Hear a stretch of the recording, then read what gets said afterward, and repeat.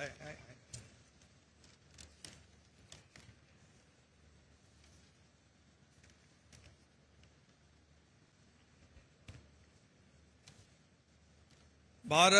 माता की, छत्रपति शिवाजी महाराज की जय श्री राम।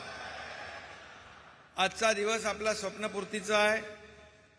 आज देशातील सर्वात लांबीच्या सागरी सेतूचं आज लोकार्पण होतंय आणि या लोकार्पण प्रसंगी ज्यांच्या शुभ हस्ते होतंय ते आपल्या देशाचे गौरव मूर्ती, विश्वगौरव, लोकप्रिय आणि अतिशय कणकर असे प्रधानमंत्री नरेंद्र मोदी साहेबांचं मी आपल्या सगळ्यांच्या वतीने मनापासून स्वागत करतो। आणि आमचे उपस्थित राज्यपाल महोदय, दोन्ही उपमुख्यमंत्री, सर्व केंद्रीय मंत्री, माझ्या विधिमंडळातील सहकारी मंत्री, सर्व खासदार, आमदार, त्याचबरोबर Hiroshi Suzuki, ambassador of Japan आणि सर्व मान्यवर, खरं म्हणजे आपल्याला आदरणीय प्रधानमंत्री महोदयांना ऐकायचं आहे। आणि आज देशातला सगळ्यात लांबीचा 22 किलोमीटरचा सिंगल लॉंगेस्ट सी ब्रिज या ठिकाणी आदरणीय प्रधानमंत्री महोदयांनी त्याचा शुभारंभ केलेला आहे। खरं म्हणजे योगायोग बघा, याच MTHLचं या सागरी सेतूचं भूमिपूजन आदरणीय प्रधानमंत्री महोदयांनी केलं होतं। त्यावेळी देवेंद्रजींच्या काळामध्ये ते मुख्यमंत्री असताना, आणि त्याचं उद्घाटन देखील आज मोदी साहेबांच्या शुभ हस्ते होतंय। याचा आपल्या सगळ्यांना सार्थ अभिमान आहे, आनंद आहे। मध्ये कोविडचा काळ गेला।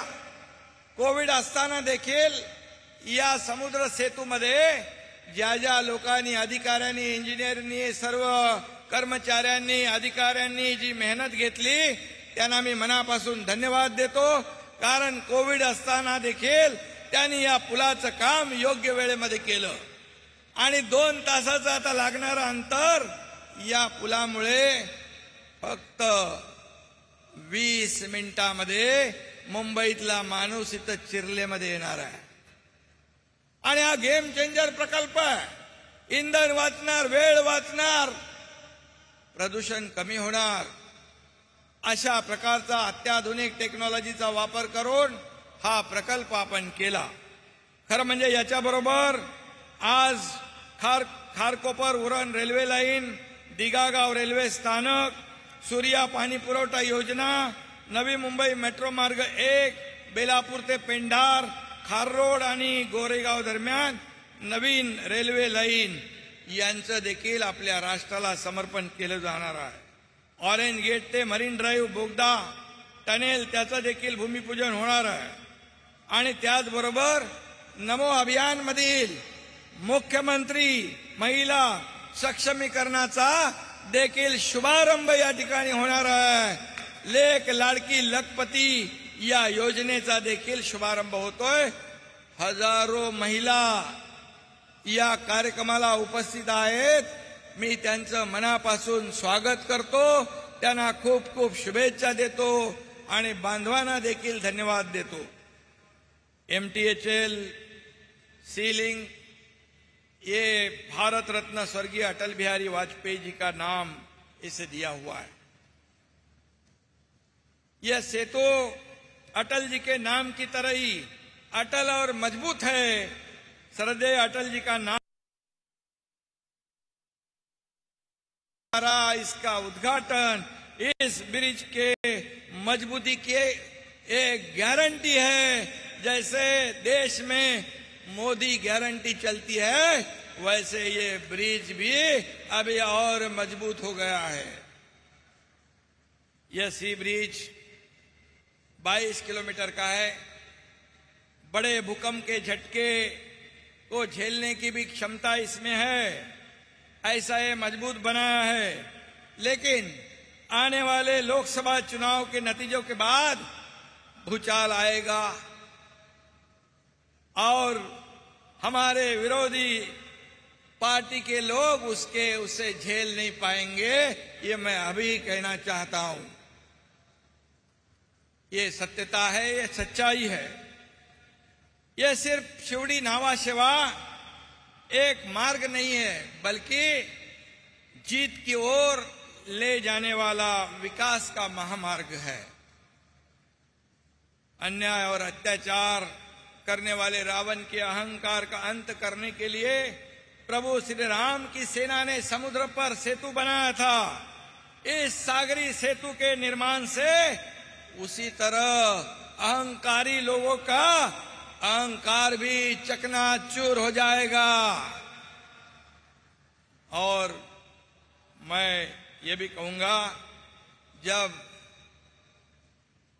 महाराष्ट्र में विकास प्रकल्प के भूमि पूजन लोकार्पण को हम जब हमारे आदरणीय प्रधानमंत्री जी को बुलाते हैं, तो प्रधानमंत्री जी हमारा और महाराष्ट्र का उत्साह बढ़ाने के लिए समय हमें देते हैं और आते हैं, लोकार्पण करते हैं। और लोगों में काफी देखा कितना आपके प्रति प्यार है। इतनी महिलाएं, इतने हमारे भाई सब यहाँ उपस्थित है। रोड पे कितने खड़े थे। इतना प्रेम शायद इस देश में नहीं, बिल्कुल, बल्कि दुनिया में किसी को भी नहीं मिलता होगा। और इसलिए ये विकास के जो विरोधी लोग हैं, उनको हमेशा ये खटकता है, उनके पेट में दर्द होता है, लेकिन उनकी परवाह किए बिना हम सरकार का काम, विकास का काम आगे बढ़ा रहे हैं। अगर हम सद्भावना और सहृदय से सेतु बनाते हैं तो लोग अपने आप आपके साथ जुड़ जाते हैं। प्रधानमंत्री मोदी जी पूरे देश में इसी तरह सद्भावना एवं सर्वांगीण विकास का पुल बना रहे हैं।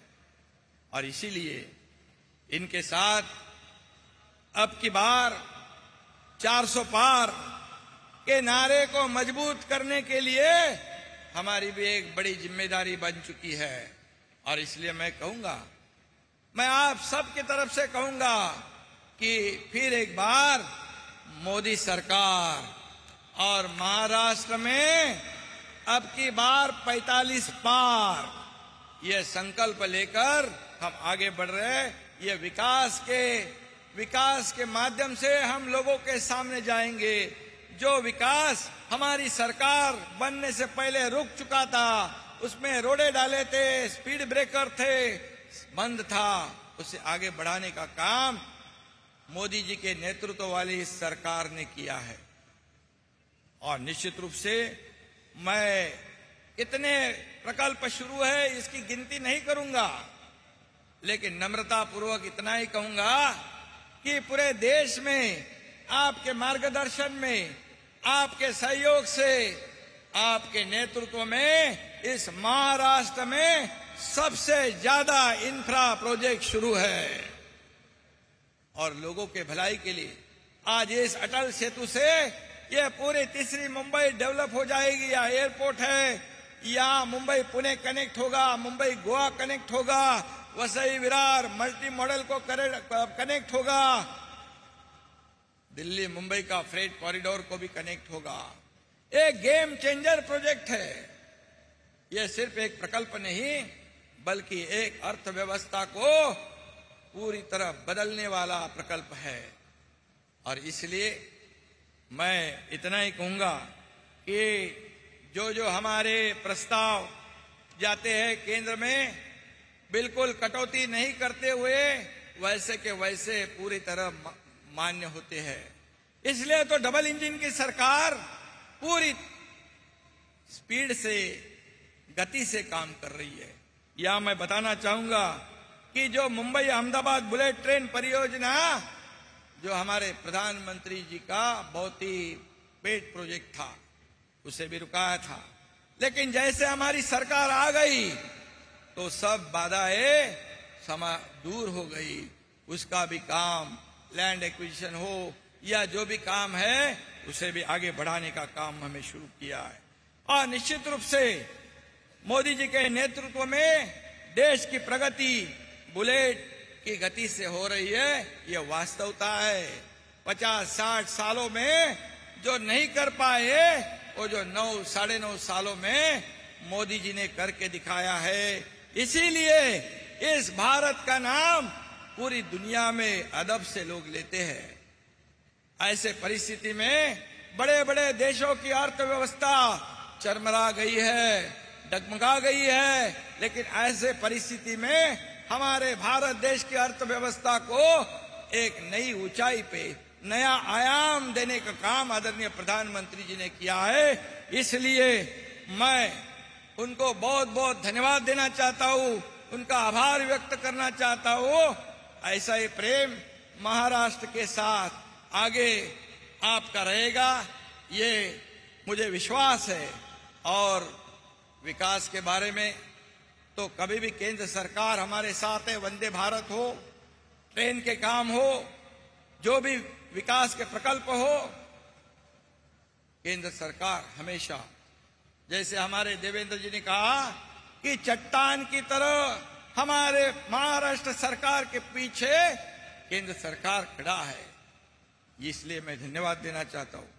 आणि लेक लाडकी लखपती आणि आपल्या ज्या महिला बचत गटाच्या महिला आलेल्या आहेत, सीआरपी आहेत आणि हजारोंच्या संख्येने या ठिकाणी महिला भगिनी आल्यात, त्यांना देखील मी मनापासून धन्यवाद देतो, आपलेही आभार मानतो।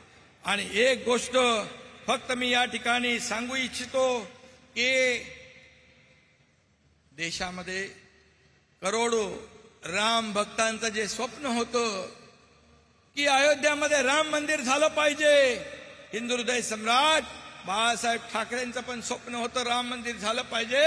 आज ते असते तर आदरणीय मोदी साहेबांचं त्यांनी मोकळ्या मनाने अभिनंदन केलं असतं।